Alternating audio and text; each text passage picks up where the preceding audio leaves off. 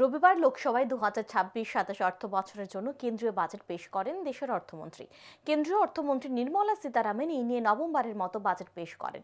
এদিন all Tripura merchant অ্যাসোসিয়েশনের office কক্ষে কেন্দ্রীয় অর্থমন্ত্রী বাজেট শুনেন।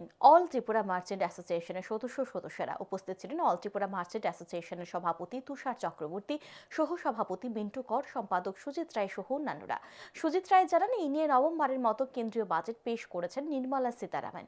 এবারের বাজেটে নতুন নতুন অনেক কিছু রয়েছে। প্রধানমন্ত্রী সবকা সাথ সবকা বিকাশকে সামনে রেখে এই বাজেট করা হয়েছে।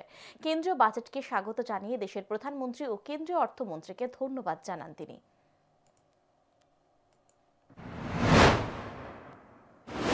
যেটা বুঝতে পারলাম এখন অব্দি আরো তো বাকি আছে, সবকা সাথ সবকা বিকাশ যে স্লোগানটা আছে মাননীয় প্রধানমন্ত্রীজি, এটাকে সামনে রেখে এই বাজেটটা তৈরি করা হচ্ছে। এখন অব্দি আমরা যতটুকু বুঝতে পারি, তিনটি ধরুন আবার কেমিক্যাল পার্কও করা হচ্ছে, অনেক অনেক নতুন নতুন জিনিস আসছে।